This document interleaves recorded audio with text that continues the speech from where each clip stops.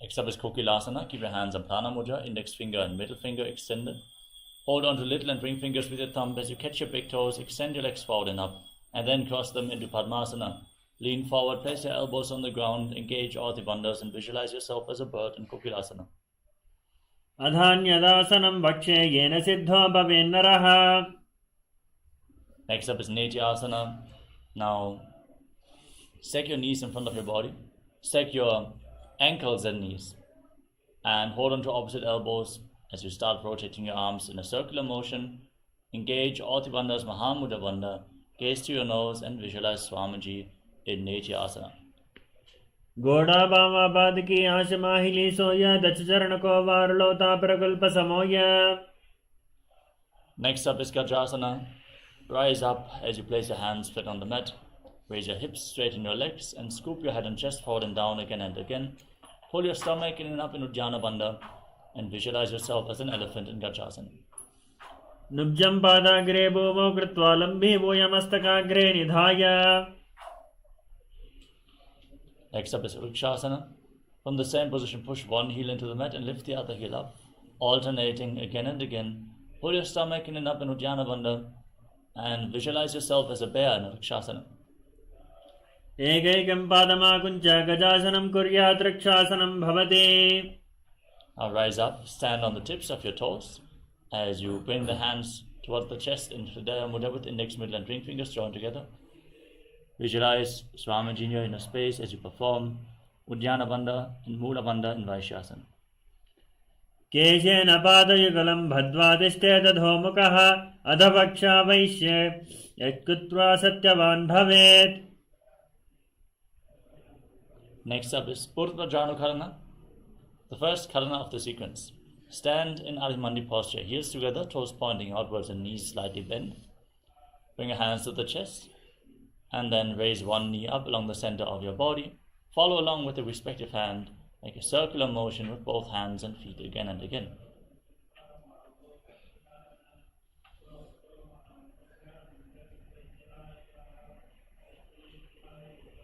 Next up is Palalingasana. Now interlock your fingers from the outside in Sarva Shankari Mudra.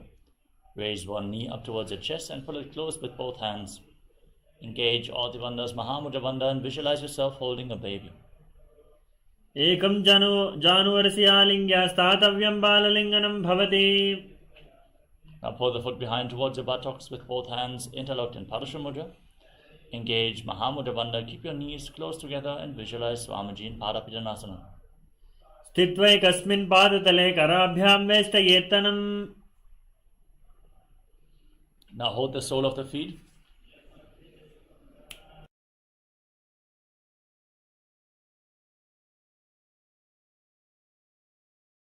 Hold the sole of the feet from the inside and kick the leg back and up. Extend the other arm forward. Hand in Bindu Mudra. Index finger and thumb together as you visualize yourself as Lord Nataraja in Natarajasana. Uttana Padam Krauncha Marichim Veerabhadrakam Natarachantrikonam Cha Suptangushta Prasarane. Now interlock your fingers again from the outside in. Pull the other knee towards your chest. Engage all the bandhas as you visualize yourself holding a baby in Balalingasana on the other side. Ekam Januvarasya Statavyam Balalinganam Bhavati. Now pull the foot behind towards your buttocks. Both hands interlocked in Padasha Mudra. Engage all the bandhas as you visualize Swamiji in Padapidanasana on the other side. Sthitvai Kasmin Padatale Karabhyam Vestayetanam Prishte Samstatya Yatnena Padapidanasanam. Now hold the sole of the foot, kick the leg back and up as you extend the other hand forward in Bindu Mudra, visualizing yourself dancing as Lord Nataraja in Natarajasana. Uttana Padam Krauncha Marichim Veerabhadrakam Natarachantrikonam Cha Suptangushta Prasarane. Next up is Ardha Rechita Karana from Adhimandi position. Heels together, toes pointing outwards and knees bent. Bring your hands to the chest, step the right foot behind the left and swing the right arm back and forth like a pendulum. Gracefully move your fingers one by one. Then place the hand over the nose and cross your ankles. Step the other foot behind and repeat the movement on the other side.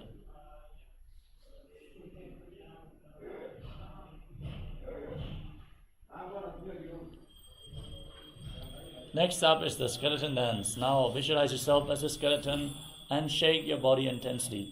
Shake every bone of your body, dance wildly, hold the visualization of your bone structure.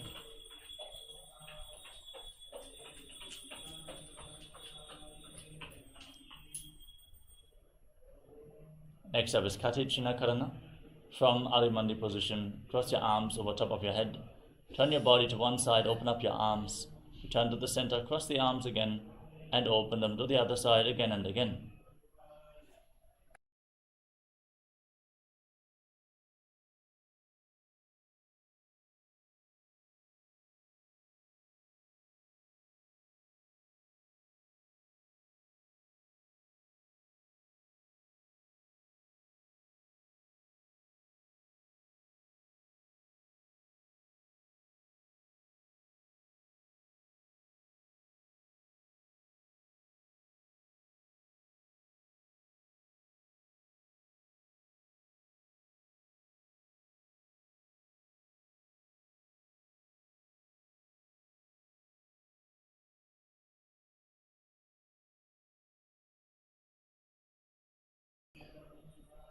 Now lean forward and down, place your hands on the mat if you can. If you cannot bring the hands on the mat, you can hold on to your calves, pull yourself closer towards your knees.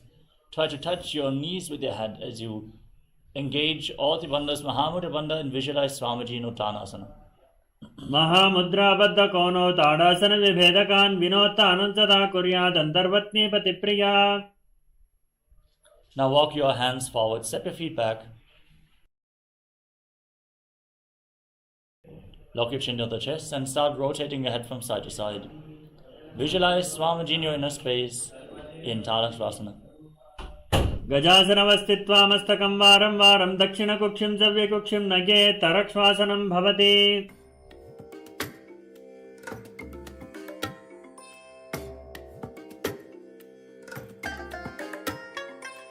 I bless you all. Let you all open all your three eyes and manifest the powers of Mahasadashiva. Om Nityananda Paramashivoham. Om Nityananda Paramashivoham. Om Nityananda Paramashivoham. Om Nityananda Paramashivoham. Yes, sorry for the technical glitch. Let us now move to the next asana of the sequence, Bhujangasana. Laying on your stomach, keep your hands flat on the mat next to your shoulders. Raise your head and chest by the strength of your lower back and open your mouth wide. Inhale through the hollow of your throat in Bhujangani Mudra as you visualize yourself as a cobra in Bhujangasana. अंगुष्ठनाभिपर्यन्तम् अधोभूमो विनिन्यसेत् कराभ्यां च धरां धृत्वा ऊर्ध्वशीर्षफणिवहि. Now push your body up into a plank position and alternate pulling one knee in towards your chest back and forth as you visualize Swamiji in your inner space. Breathe calmly through your nose. Lead the prana along your spine in Sahajra Kumbhaka in Shashasana. गजासन संस्थितो जानुद्वयमागुञ्च्य वारं वारं कर्तव्यं शशासनं भवति. From the same position, now step one foot in between the two hands. Simultaneously jump the front foot back and bring the other foot in between the hands again and again as you visualize yourself pulling a chariot in Rathasana. गजासन संस्थितो एकैकं पादं पुरोमार्गेण भ्रामयित्वा कर्तव्यं रथासनं भवति. Now raise up with one foot at the front. Raise your arms up parallel over top of your head. Bend the front knee at a 90-degree angle. Pull your stomach in and up in Uddiyana Bandha. Gaze towards your third eye and visualize yourself as Lord Virabhadra in Virabhadrasana. वासिष्ठमदकौण्डिन्यम् ऊर्ध्वकुक्कुटमेव च अष्टावक्रमथोत्थानं मयूरं सेतुबन्धनम्. Now exchange the position of your feet. Step the other foot forward. Bend the front knee. Raise your arms up parallel above your head. Engage Uddiyana Bandha. Gaze to your third eye and visualize yourself as Lord Virabhadra with 8 arms in Virabhadrasana.